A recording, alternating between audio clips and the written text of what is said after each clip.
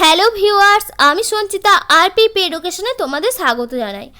আসন্ন primary TET, SLST, PT, WBSSC, group C, group D অথবা যে কোনো কম্পিটিটিভ পরীক্ষার জন্য ইভিএস কিন্তু একটি গুরুত্বপূর্ণ বিষয়। প্রতিদিনের মতোই আজকেও আমি এসেছি তোমাদের সাথে ইভিএস এর প্র্যাকটিস সেট নিয়ে। আশা করি ভিডিওটি তোমাদের জন্য খুবই গুরুত্বপূর্ণ হতে চলেছে। তোমরা পুরো ভিডিওটি দেখো এবং পাশে থেকো। দেখো, প্রতিদিনের মতোই এই প্র্যাকটিস সেটেও রয়েছে 30টা প্রশ্ন। প্রতিটা প্রশ্নের অপশান সহ আমি তোমাদের সাথে আলোচনা করব। তার আগে তোমরা যেমন প্রতিটা প্রশ্নের আনসার 3 সেকেন্ডের মধ্যে দাও, তেমনই আনসারগুলো দেওয়ার চেষ্টা করো। চলো তাহলে শুরু করি। দেখো, আমাদের প্রথম প্রশ্ন রয়েছে, ভূপৃষ্ঠের গড় তাপমাত্রা কত? রয়েছে 4টে option: 18 degree centigrade, 32 degree centigrade, 15 degree centigrade, 20 degree centigrade. তোমরা তাহলে ঝটপট বলে ফেলো কোনটা সঠিক আনসার হবে। দেখো, এই প্রশ্নের সঠিক আনসার হয়ে যাবে অপশান সি, অর্থাৎ 15 ডিগ্রি সেন্টিগ্রেড। বোঝা গেল? চলো আমরা যাই পরের কোশ্চেনে। পরের কোশ্চেন রয়েছে, দেখো, সুন্দরবন হলো এক প্রকার কি? রয়েছে 4টে অপশান: গঙ্গা ও ব্রহ্মপুত্র নদীর বদ্বীপ, পার্বত্যভূমি ও বনভূমি, জলাভূমি, লাল মাটির দেশ। তোমরা তাহলে বলো কোনটা আনসার হবে।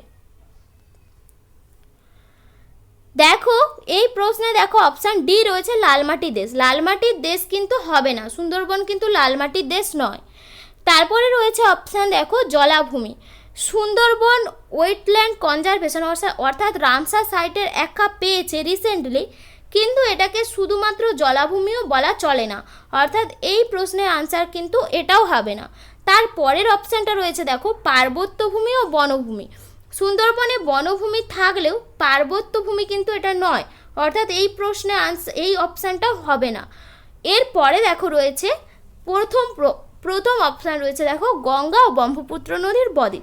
এটাই হয়ে যাবে আমাদের সঠিক আনসার, অর্থাৎ সুন্দরবন হলো এক প্রকারের গঙ্গা ও ব্রহ্মপুত্র নদীর বদ্বীপ। এটা কোন রাজ্যে রয়েছে? পশ্চিমবঙ্গ রাজ্যে। এটা আমরা সবাই জানি যে পশ্চিমবঙ্গ রাজ্যে সুন্দরবন রয়েছে। আর এই সুন্দরবনকে কি বলা হয়? বায়োস্ফিয়ার রিজার্ভও বলা হয়। বায়োস্ফিয়ার রিজার্ভ, বায়োস্ফিয়ার রিজার্ভ মনে রাখবে।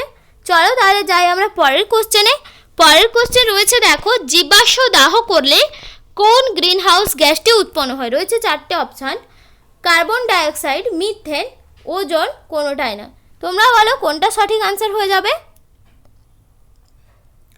দেখো, এই প্রশ্নের সঠিক আনসার হয়ে যাবে অপশান এ, অর্থাৎ কার্বন ডাইঅক্সাইড। জীবাশ্ম জ্বালানি দাহ করলে কিন্তু সেখান থেকে কার্বন ডাইঅক্সাইড গ্যাস উৎপন্ন হয়।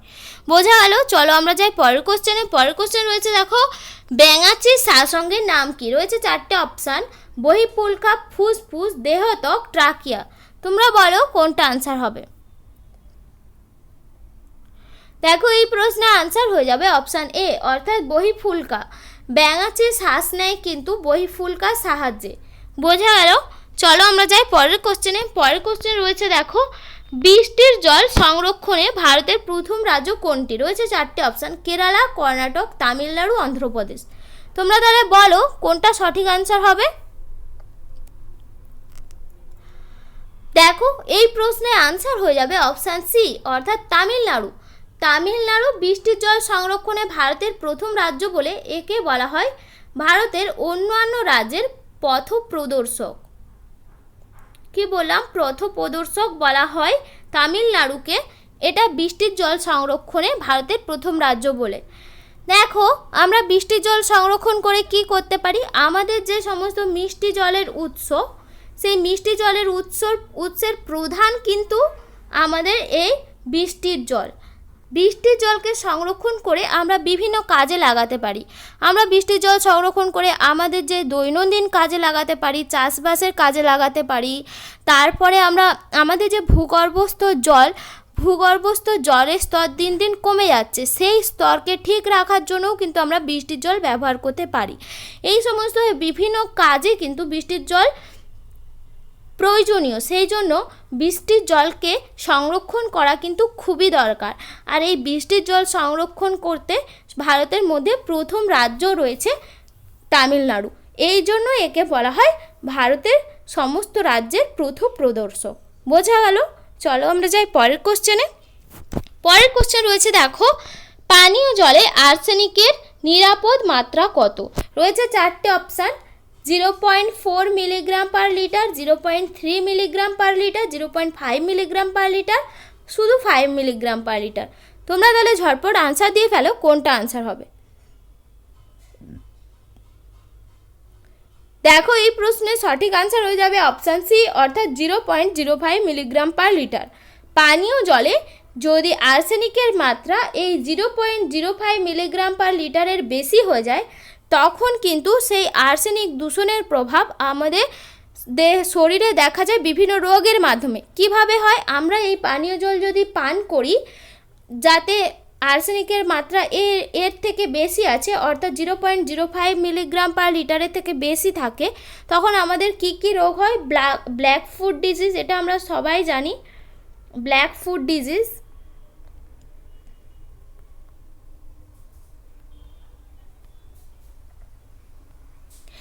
এছাড়াও কি রোগ হয়? আর্সেনিকোসিস, আর্সেনিকোসিস, এগুলো সবই কিন্তু আর্সেনিক দূষণের ফলে হয়। মিজরেখা, এই সমস্ত বিভিন্ন রোগ আমাদের দেহে কিন্তু দেখা যায়, সবই কিন্তু এই আর্সেনিক দূষণের প্রভাব। বোঝা গেল? চলো আমরা যাই পরের কোশ্চেনে। পরের কোশ্চেন রয়েছে, দেখো চিপকো আন্দোলনের প্রাণপুরুষ কাকে বলা হয়? রয়েছে চারটে অপশান, চণ্ডীপ্রসাদ ভট্ট, সুন্দরলাল বহুগুণা, সরলাবেন, মীরাবেন। তোমরা বলো কোনটা সঠিক আনসার হয়ে যাবে। দেখো এই প্রশ্নের সঠিক আনসার হয়ে যাবে অপশান বি, সুন্দরলাল বহুগুণা। এটা আমরা সবাই জানি যে চিপকো আন্দোলনের প্রাণপুরুষ বা প্রধান তিনি হলেন সুন্দরলাল বহুগুণা। আর যে অপশানগুলো রয়েছে দেখো, চণ্ডীপ্রসাদ ভট্ট, সরলাবেন, মীরাবেন, এগুলো সবাই কিন্তু চিপকো আন্দোলনের সঙ্গে যুক্ত, কিন্তু প্রধান যিনি প্রাণপুরুষ তিনি হলেন সুন্দরলাল বহুগুণা। চিপকো আন্দোলন কত খ্রিস্টাব্দে শুরু হয়েছিল? 1973 খ্রিস্টাব্দে হয়েছিল। কোথায়? উত্তরাখণ্ড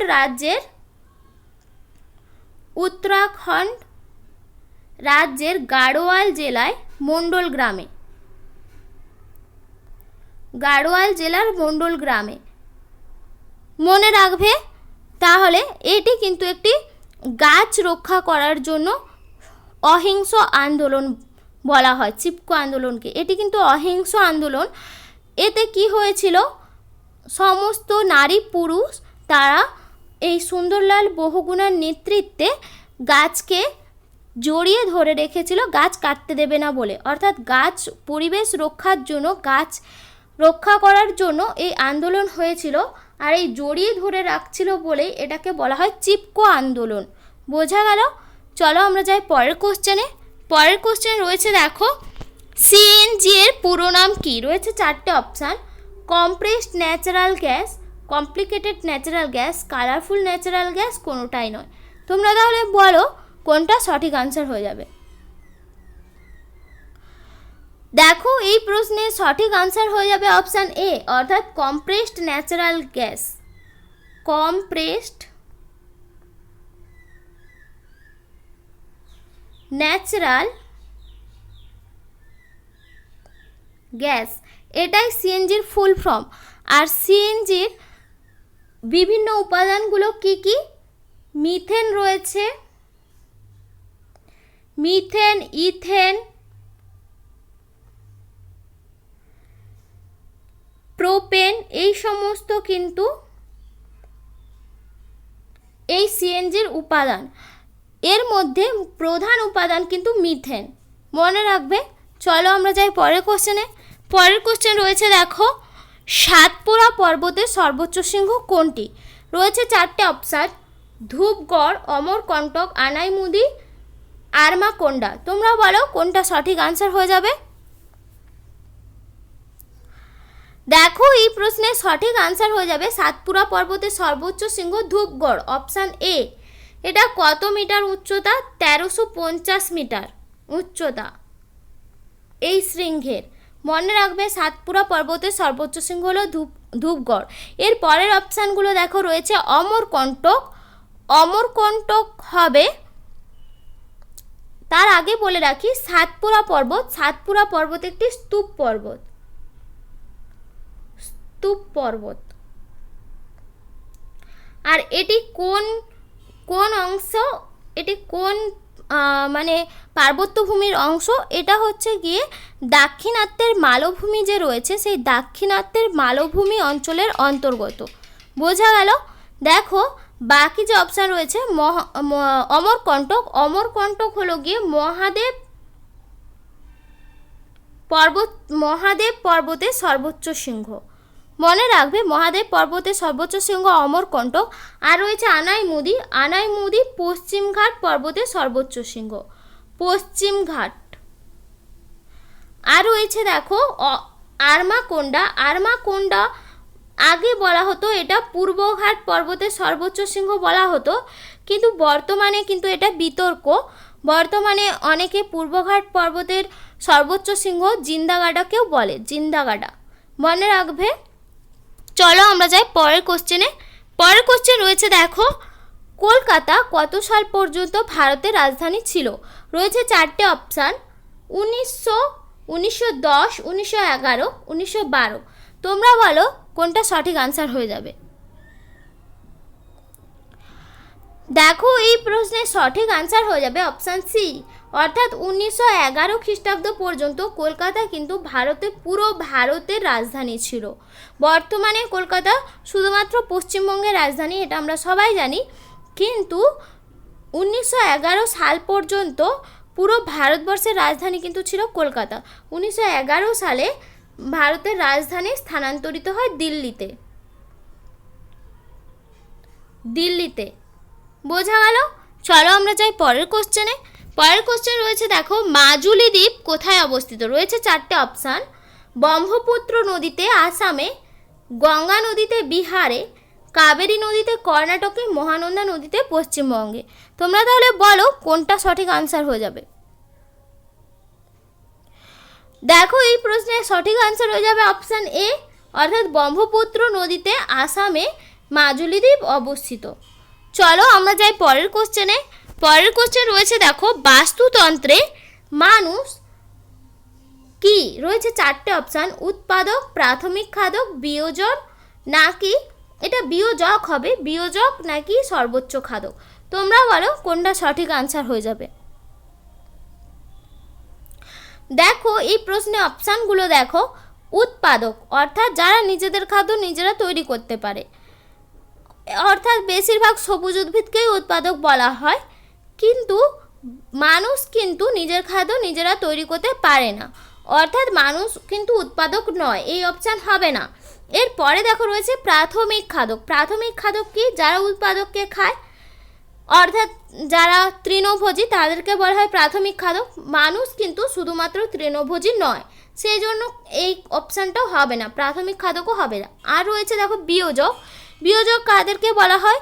যারা বিভিন্ন মৃত পচা বস্তুতে থেকে তাদেরকে মাটির সাথে মিশিয়ে মাটি থেকে সেই সমস্ত পচা মৃত বস্তু থেকে নিজেদের পুষ্টিরস শোষণ করে, তাদেরকেই তো বলা হয় বিয়োজক।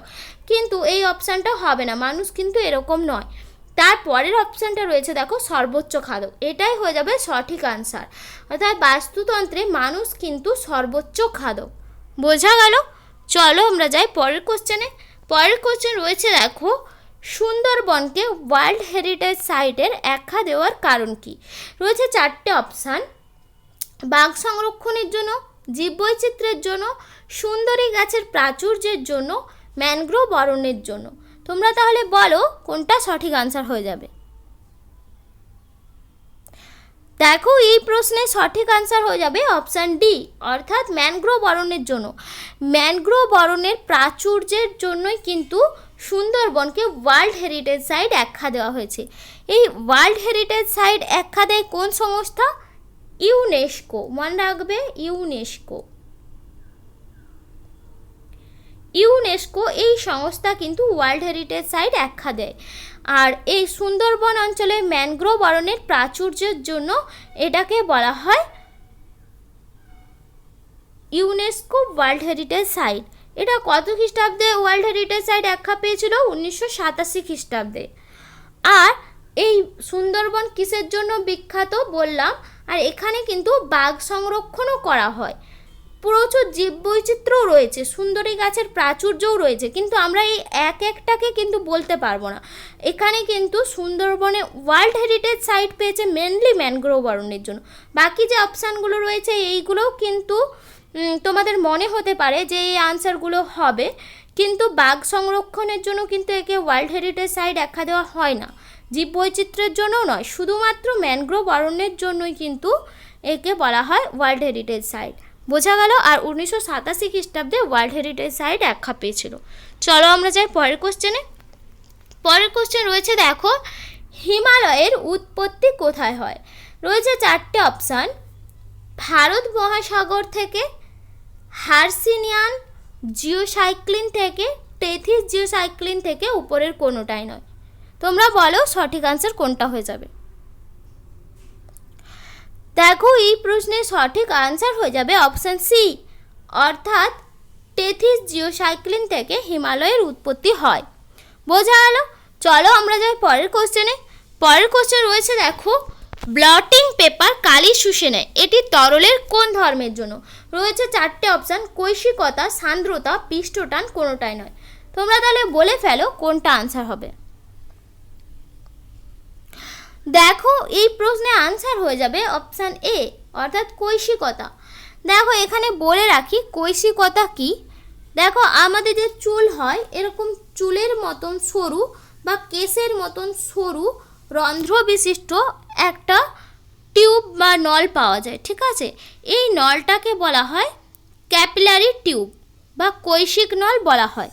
যখন কি হয়, এই কৈশিক নলকে আমরা কোনো তরলের মধ্যে ডুবিয়ে দিই, তখন কি হয়, সেই যে কোনো পাত্র, এরকম পাত্রের মধ্যে যদি আমরা এরকম ডুবিয়ে দিই কৈশিক নলকে, তখন কি হবে, আমরা দেখব পাত্রের জলতলের থেকে কৈশিক নলের জলতলের উচ্চতাটা বেড়ে গেছে, অর্থাৎ কৈশিক নলের মধ্যে জলটা উপরের দিকে উঠে গেছে। এই যে ধর্মটা, এই ধর্মটাকেই বলা হয় কৈশিকতা ধর্ম বা ক্যাপিলারিটি, ইংলিশে বলা হয় ক্যাপিলারিটি।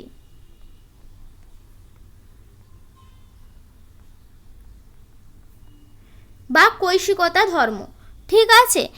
এই একই ধর্মকে কাজে লাগিয়ে কিন্তু ব্লটিং পেপারেও কালি শুষে যায়। কি হয়, ব্লটিং পেপারেও এরকম সরু রন্ধ্র, ব্লটিং পেপারেও কিন্তু এরকম অসংখ্য সরু সরু ছিদ্র থাকে, যেগুলো আমরা দেখতে পাই না।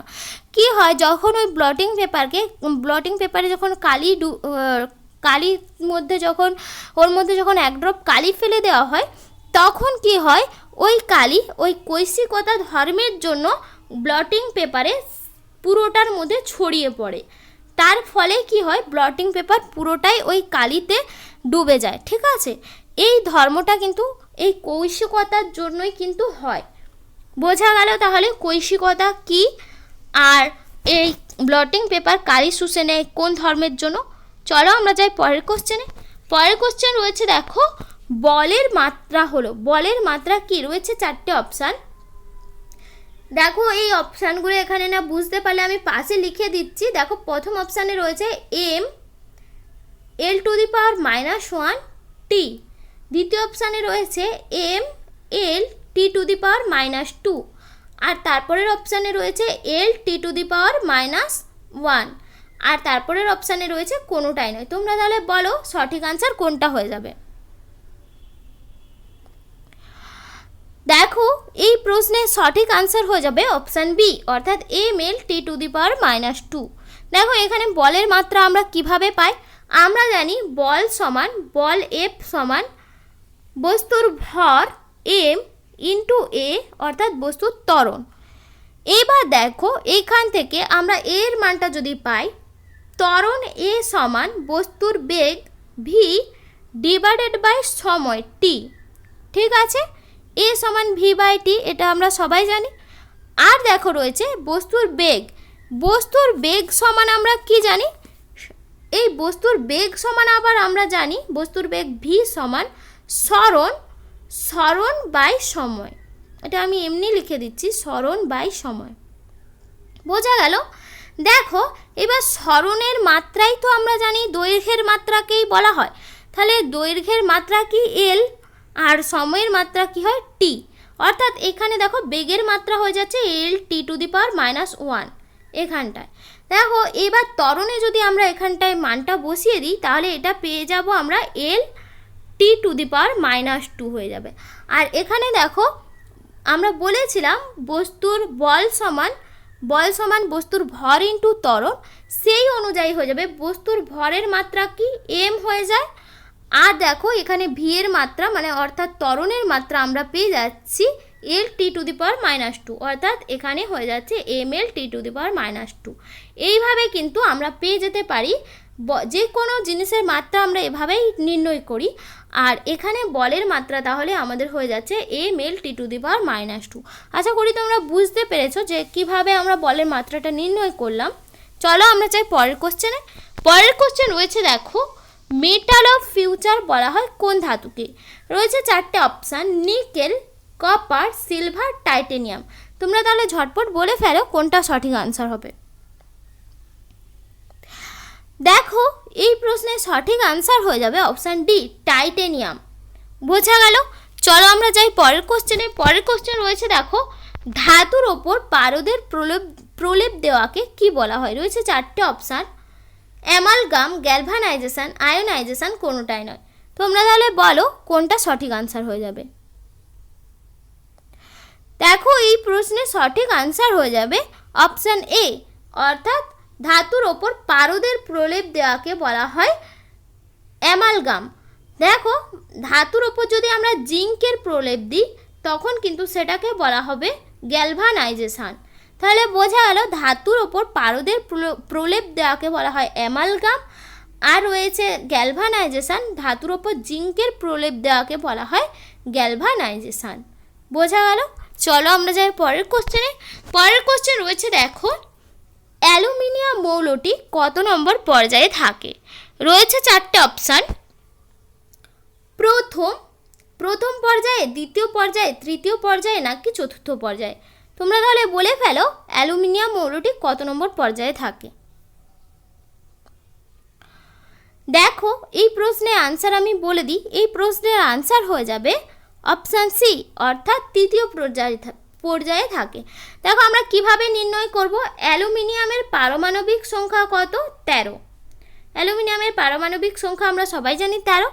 দেখো আমাদের প্রথম পর্যায়ে থাকে 2টো মৌল 1, 2, দ্বিতীয় পর্যায়ে থাকে 8টা মৌল, অর্থাৎ 3 থেকে 10 পর্যন্ত মৌল থাকে দ্বিতীয় পর্যায়ে, আর তৃতীয় পর্যায়ে থাকে 11 থেকে 18 পর্যন্ত মৌল। আর আমাদের দেখো এখানে অ্যালুমিনিয়ামের পারমাণবিক সংখ্যা হয়ে যাচ্ছে 13, অর্থাৎ 11-র পরে রয়েছে 11, 12, 13। অর্থাৎ এখানে দেখো ফার্স্ট পর্যায়ে এই দুটো মৌল আছে, সেকেন্ড পর্যায়ে এই দুটো, এই 3 থেকে 10 পর্যন্ত মৌল আছে, আর থার্ড পর্যায়ে থাকে 11 থেকে 18 মৌল, 11 থেকে 18 পর্যন্ত। আর এখানে অ্যালুমিনিয়ামের যেহেতু পারমাণবিক সংখ্যা 13, সেই জন্য অ্যালুমিনিয়াম থাকবে তৃতীয় নম্বর পর্যায়ে। বোঝা গেল? চলো আমরা যাই পরের কোশ্চেনে। পরের কোশ্চেন রয়েছে দেখো, পারমাণবিক সংখ্যা একই কিন্তু ভর সংখ্যা আলাদা এরূপ মৌলদের কি বলা হয়? রয়েছে 4টে অপশান, আইসোটোপ, আইসোটোন, আইসোমার, আইসো ইলেকট্রনিক। তোমরা তাহলে বলো কোনটা সঠিক আনসার হয়ে যাবে। দেখো এই প্রশ্নের সঠিক আনসার হয়ে যাবে অপশান এ, অর্থাৎ আইসোটোপ। পারমাণবিক সংখ্যা যাদের একই কিন্তু ভর সংখ্যা আলাদা হয় তাদের সেই সমস্ত মৌলকে বলা হয় আইসোটোপ। যেমন ধরো হাইড্রোজেনের ধরো 1, 1 থাকে, হাইড্রোজেনের 1, 2 থাকে, হাইড্রোজেনের 1, 3 থাকে। দেখো প্রত্যেকটারই পারমাণবিক সংখ্যা 1 কিন্তু এদের ভর সংখ্যা আলাদা হয়ে যাচ্ছে, 1 কোনোটার, 2, কোনোটার 3। এই মৌলগুলো কিন্তু সবই হাইড্রোজেনই মৌল, কিন্তু এরা প্রত্যেকেই কিন্তু হাইড্রোজেনের আইসোটোপ। হাইড্রোজেনের মেন পরমাণু কিন্তু এটা, এই দুটো কিন্তু এর আইসোটোপ। বোঝা গেল? দেখো বাকি যে অপশানগুলো রয়েছে, আইসোটোন কাদের বলা হয়? যাদের নিউট্রন সংখ্যা সমান কিন্তু ভর সংখ্যা আলাদা।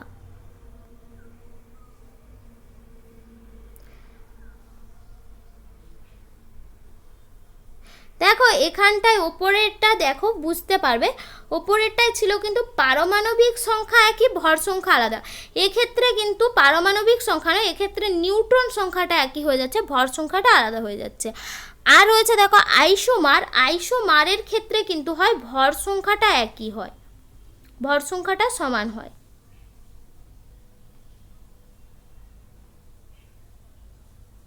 আর রয়েছে দেখো আইসো ইলেকট্রনিক, আইসো ইলেকট্রনিক মানে ইলেকট্রন সংখ্যা সমান, প্রত্যেকটা মৌলেরই ইলেকট্রন সংখ্যা সমান হলে তাদেরকে বলা হয় আইসো ইলেকট্রনিক। তাহলে বোঝা গেল কোনটাকে কি বলা হয়। পারমাণবিক সংখ্যা একই, ভর সংখ্যা আলাদা হলে তাদেরকে বলা হয় আইসোটোপ। আইসোটোন বলা হয় যাদের নিউট্রন সংখ্যা সমান কিন্তু ভর সংখ্যা আলাদা। আইসোমার বলা হয় যাদের ভর সংখ্যা সমান, সেই সমস্ত মৌলকে বলা ভর সংখ্যা সমান কিন্তু এদের পারমাণবিক সংখ্যা আলাদা হয়। ভর সংখ্যা শুধু সমান হলেই হবে না, ভর সংখ্যা সমান হতে হবে, এইটার উল্টো, আইসোটোপের উল্টো আইসোমার। আইসোটোপে কি ছিল, পারমাণবিক সংখ্যা একই কিন্তু ভর সংখ্যা আলাদা, কিন্তু আইসোমারে হবে ভর সংখ্যা সমান হবে কিন্তু পারমাণবিক সংখ্যা আলাদা হয়ে যাবে। আর ইলেকট্রন, আইসো ইলেকট্রনিককে যে সমস্ত মৌলের ইলেকট্রন সংখ্যা একই সেই সমস্ত মৌলকে বলা হয় আইসো ইলেকট্রনিক। বোঝা গেল? চলো আমরা যাই পরের কোশ্চেনে। পরের কোশ্চেন রয়েছে দেখো, হাসপাতালকে জীবাণুমুক্ত করতে ব্যবহার করা হয় কোনটি? রয়েছে চারটে অপশান, আলফা রশ্মি, ইনফ্রারেড রশ্মি, ইউভি রশ্মি, ডিডিটি। তোমরা বলো কোনটা সঠিক আনসার হয়ে যাবে। দেখো এই প্রশ্নে আনসার হয়ে যাবে অপশান সি, ইউভি রশ্মি। হাসপাতালকে জীবাণুমুক্ত করতে ইউভি রশ্মি ব্যবহার করা হয়। বোঝা গেল? চলো আমরা যাই পরের কোশ্চেনে। পরের কোশ্চেন রয়েছে দেখো, ওজোন স্তরের ধ্বংসের কারণ কি? রয়েছে চারটে option, sulphur dioxide, CFC, CO2, ধোঁয়াশা। তোমরা তাহলে বলো কোনটা সঠিক আনসার হবে। দেখো এই প্রশ্নে আনসার হয়ে যাবে অপশান বি অর্থাৎ সিএফসি। সিএফসির পুরো নাম কি? ক্লোরোফ্লুরোকার্বন।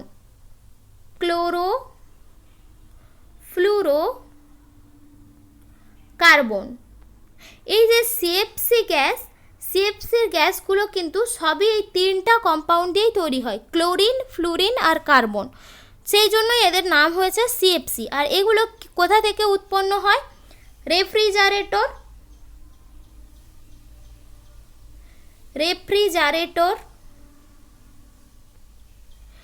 তারপরে রয়েছে ঔষধ, বিভিন্ন ঔষধ তৈরির কোম্পানি থেকে, ঔষধ তৈরির যে কারখানা সেখান থেকে। তারপরে পলিমার যে তৈরি করা হয় সেখানেও কিন্তু বিভিন্ন এই সিএফসি গ্যাস উৎপন্ন হয় এই সমস্ত জায়গায়। বোঝা গেল? আর এই সিএফসি গ্যাস কিন্তু ওজোন স্তর ধ্বংসের জন্য দায়ী। বোঝা গেল? চলো আমরা যাই পরের কোশ্চেনে। পরের কোশ্চেন রয়েছে দেখো, ডিসলেক্সিয়া রোগ কিসের প্রভাবে হয়? রয়েছে চারটে অপশান, পারদ, ক্যাডমিয়াম, আর্সেনিক, সীসা। তোমরা তাহলে ঝটপট বলে ফেলো কোনটা সঠিক আনসার হয়ে যাবে। দেখো এই প্রশ্নের সঠিক আনসার হয়ে যাবে অপশান ডি অর্থাৎ সীসা। সীসার প্রভাবে কিন্তু ডিসলেক্সিয়া রোগ হয়। বোঝা গেল? চলো আমরা যাই পরের কোশ্চেনে। পরের কোশ্চেন রয়েছে দেখো, অসম্পূর্ণ বাস্তুতন্ত্রের উদাহরণ কোনটি? রয়েছে চারটে অপশান, নদী, গুহা, তৃণভূমি, জলাভূমি। তোমরা তাহলে বলো কোনটা সঠিক আনসার হয়ে যাবে। দেখো এই প্রশ্নের সঠিক আনসার হয়ে যাবে অপশান বি অর্থাৎ গুহা। গুহা কিন্তু একটি অসম্পূর্ণ বাস্তুতন্ত্র। দেখো সম্পূর্ণ বাস্তুতন্ত্রে কি হয়, উৎপাদক থেকে সর্বোচ্চ খাদক বা প্রগৌণ খাদক পর্যন্ত কিন্তু সবাই থাকে, সেই বাস্তুতন্ত্র কিন্তু সম্পূর্ণ বাস্তুতন্ত্র। দেখো নদীর বাস্তুতন্ত্রে যেমন, নদীর বাস্তুতন্ত্রে প্রাথমিক যে একদম যারা উৎপাদক সেগুলো কি হয়, ফাইটোপ্লাঙ্কটন হয়। সেই ফাইটোপ্লাঙ্কটনদেরকে কিছু জুপ্লাঙ্কটন খায়, সেই জুপ্লাঙ্কটনদেরকে আবার কিছু ছোট মাছ আছে তারা খায়, সেই ছোট মাছদেরকে আবার বড় মাছ খায়। এরকম করে কিন্তু পুরো বাস্তুতন্ত্রটাই সম্পূর্ণ বাস্তুতন্ত্র, অর্থাৎ উৎপাদক থেকে খাদক পর্যন্ত, প্রাথমিক খাদক, দ্বিতীয় খাদক, তৃতীয় খাদক পর্যন্ত সমস্ত কিছু আছে। তৃণভূমিতেও একই, তৃণভূমিতে দেখো ঘাস উৎপাদক, ঘাসকে খায় ঘাস ফড়িং, ঘাস ফড়িংকে খায় গিরগিটি, গিরগিটিকে খায় বাজ পাখি, এরকম কিন্তু রয়েছে। জলাভূমিও কিন্তু নদীর মতো, কিন্তু গুহা অসম্পূর্ণ বাস্তুতন্ত্র বলা হয়েছে কেন? গুহাতে কিন্তু উৎপাদকরা থাকে না, তাছাড়া গুহাতে শুধুমাত্র কিছু শিকারী জীবী প্রাণী যারা বসবাস করে। আগে মানুষ বসবাস করত, আদিম যুগের মানুষ, কিন্তু এখন মানুষ গুহাতে বসবাস করে না, অর্থাৎ গুহাতে কিন্তু শুধুমাত্র শিকারী জীবী কিছু প্রাণী থাকে, তারাই বসবাস করে, সেই জন্য এটা হলো অসম্পূর্ণ বাস্তুতন্ত্র। বোঝা গেল? চলো আমরা যাই পরের কোশ্চেনে। পরের কোশ্চেন রয়েছে দেখো, প্রাকৃতিক শত্রুদের হাত থেকে রক্ষা করার জন্য যে অভিযোজন দেখা যায় তাকে কি বলা হয়? রয়েছে 4টে অপশান, শারীরবৃত্তীয় অভিযোজন, অঙ্গ সংস্থানিক অভিযোজন, রক্ষণাত্মক অভিযোজন, কোনোটাই নয়। তোমরা তাহলে ঝটপট বলে ফেলো কোনটা সঠিক আনসার হয়ে যাবে। দেখো এই প্রশ্নের সঠিক আনসার হয়ে যাবে অপশান সি, অর্থাৎ রক্ষণাত্মক অভিযোজন। কি হয়? প্রাকৃতিক শত্রুদের হাত থেকে নিজেকে রক্ষা করার জন্য এই অভিযোজন দেখা যায়। দেখো এর একটা উদাহরণ দিই, কিছু কচু গাছ রয়েছে, দেখো এই কচু গাছের কি হয়, পুষ্পমঞ্জরিটা যে চমসা দ্বারা ঢাকা থাকে, আমরা জানি কচু গাছের পুষ্পমঞ্জরি চমসা দ্বারা আবৃত থাকে। এই যে চমসাটা দেখতে হয় অনেকটা সাপের ফণার মতন, যাতে কি হয় কোনো শাকাশি প্রাণী এদেরকে খেতে এলে এই সাপের ফণা দেখে ভয় পেয়ে যাতে তারা চলে যায়, সেই জন্য কি হয় এরকম অভিযোজন দেখা যায়। কচু গাছের ক্ষেত্রে কিন্তু এরকম দেখা যায়। বোঝা গেল? আর রয়েছে দেখো শারীরবৃত্তীয় অভিযোজন, অঙ্গ সংস্থানিক অভিযোজন, এইগুলোও এক একটা অভিযোজন। এইগুলো কিন্তু কোনোটাই এই প্রাকৃতিক শত্রুদের হাত থেকে রক্ষা করার জন্য নয়। শারীরবৃত্তীয় অভিযোজন হয় যেমন মরু অঞ্চলের উদ্ভিদদের কিছু গায়ে কাঁটা থাকে, রসালো হয়, জল জমানোর জন্য, মানে জল জমা করে রাখার জন্য ওদের মিউসিলেট জাতীয় পদার্থের আবরণী থাকে, এই সমস্ত শারীরবৃত্তীয় অভিযোজন কিন্তু থাকে মরু অঞ্চলের উদ্ভিদের ক্ষেত্রে। কিন্তু এইগুলো কিন্তু কোনোটাই প্রাকৃতিক শত্রুদের হাত থেকে নিজেকে রক্ষা করার জন্য নয়। রক্ষা করার জন্য এই রক্ষার সঙ্গেই যুক্ত দেখো রক্ষণাত্মক অভিযোজন। বোঝা গেল? চলো আমরা যাই পরের কোশ্চেনে। পরের কোশ্চেন রয়েছে দেখো, বিভিন্ন রকম স্টিমুলেশন ব্যবহার করে যে বীজহীন ফল উৎপন্ন করা হয় তাকে কি বলা হয়? রয়েছে 4টে অপশান, স্টিমুলেটিভ পার্থেনোকার্পি, ভেজিটেটিভ পার্থেনোকার্পি, উপরোক্ত দুটি কোনোটি নয়। তোমরা বলো কোনটা আনসার হয়ে যাবে। দেখো আমরা সবাই জানি যে বীজহীন ফল উৎপাদন করাকে বলা হয় পার্থেনোকার্পি। এইবার দেখো এখানে বলেছে স্টিমুলেশন ব্যবহার করে।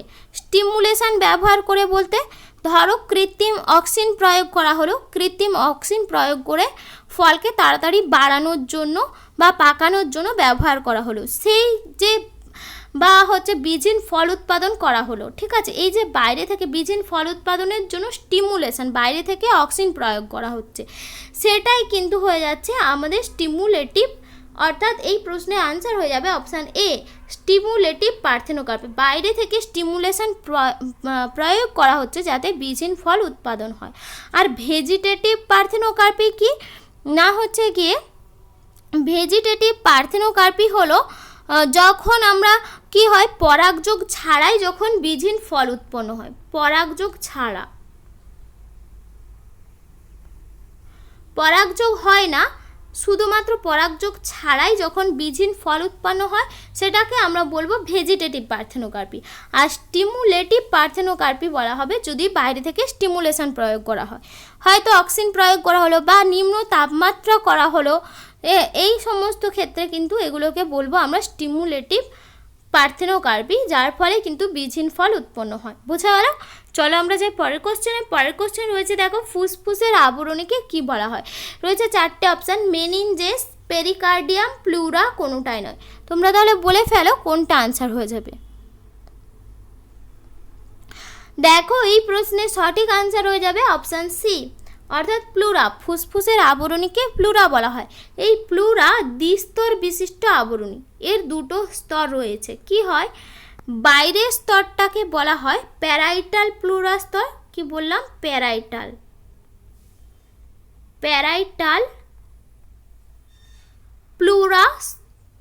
প্যারাইটাল প্লুরাস্তর বলা হয়, আর ভেতরেরটাকে বলা হয়, এটা বাইরেরটা, আর ভেতরের স্তরটাকে বলা হয় ভিসেরাল প্লুরাস্তর। এই দুটো পর্দার মাঝে রয়েছে, এই দুটো পর্দার মাঝে অবস্থান করে যে অঞ্চল তাকে বলা হয় অন্তঃপ্লুরা অঞ্চল। বোঝা গেল? তাহলে ফুসফুসের আবরণী দ্বিস্তর বিশিষ্ট, তার বাইরের স্তরটাকে বলা হয় প্যারাইটাল প্লুরাস্তর, আর ভেতরেরটাকে বলা হয় ভিসেরাল প্লুরাস্তর, আর এদের মাঝখানে রয়েছে অন্তঃপ্লুরা অঞ্চল। বোঝা গেল? চলো আমরা যাই পরের কোশ্চেনে। পরের কোশ্চেন রয়েছে, দেখো পতঙ্গভুক উদ্ভিদ হলো কোনটি? পতঙ্গভুক উদ্ভিদ নিম্নলিখিত রয়েছে 4টে অপশান: স্বর্ণলতা, রাসনা, গজপিপুর, সূর্য শিশির। তোমরা তাহলে ঝটপট বলে ফেলো কোনটা সঠিক আনসার হয়ে যাবে। দেখো এই প্রশ্নের সঠিক আনসার হয়ে যাবে অপশান ডি, অর্থাৎ সূর্য শিশির। এই সমস্ত গাছ কি করে? পতঙ্গদেরকে ভক্ষণ করে। পতঙ্গদেরকে ভক্ষণ করে বলতে কি, ওরা যখন পতঙ্গ ওই সমস্ত উদ্ভিদের কাছে যায়, ওরা কি করে সেই পতঙ্গকে আক্রমণ করে কি হয়, পতঙ্গদের শরীর থেকে নাইট্রোজেন ঘটিত পুষ্টি বা নাইট্রোজেন ঘটিত যে পুষ্টি রস থাকে, সেই পুষ্টি রসকে ওরা সংগ্রহ করে শোষণ করে। সেই জন্যই কিন্তু ওরা এই পতঙ্গদেরকে আক্রমণ করে।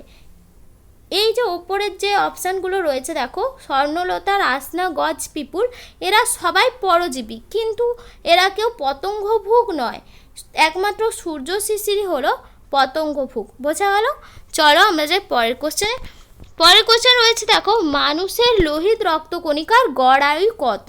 রয়েছে 4টে অপশান: 105 দিন, 110 দিন, 115 দিন, 120 দিন। তোমরা বলো কোনটা সঠিক আনসার হয়ে যাবে।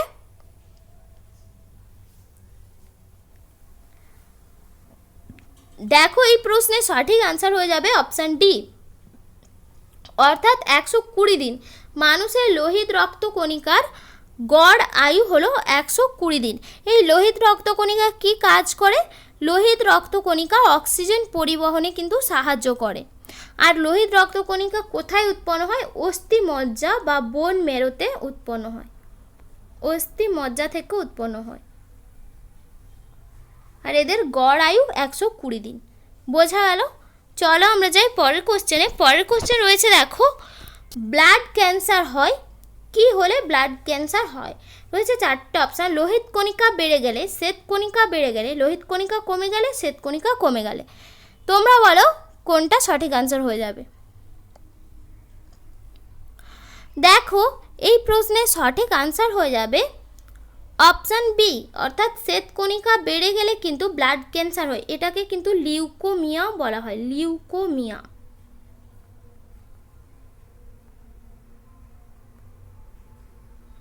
বোঝা গেল? লিউকোমিয়া বলা হয়। দেখো কি হয়, এই যে শ্বেত রক্তকণিকা আমাদের দেহে কি কাজ করে? রোগ জীবাণু ধ্বংস করে, রক্তবাহে রক্ত তঞ্চন রোধ করতে সাহায্য করে। মানে আমাদের যে শরীরে রক্তবাহ রয়েছে সেখানে যাতে না রক্ত তঞ্চন হয়ে যায়, রক্ত যদি জমাট বেঁধে যায় তাহলে তো মানুষ মারা যাবে সঙ্গে সঙ্গে, ব্লাড ক্লট করে গেলে, সেই কাজটা কিন্তু এই যে শ্বেত কণিকা করে। আর আমাদের দেহে অ্যালার্জি রোগ হয়, সেই সমস্ত অ্যালার্জি রোগ প্রতিরোধ করতেও কিন্তু সাহায্য করে।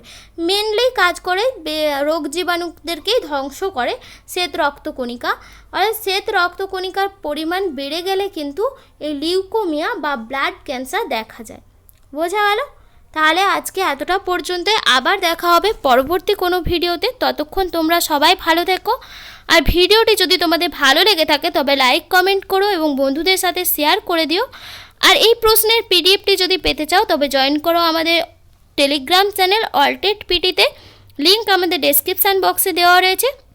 আর চ্যানেলে যদি তোমরা নতুন হও তবে চ্যানেলটিকে সাবস্ক্রাইব করে পাশে থাকা বেল আইকনে ক্লিক করো, যাতে এই চ্যানেলে সমস্ত ভিডিও তোমরা সবার প্রথমে দেখতে পাও। চলো তাহলে আবার দেখা হবে পরে। টাটা।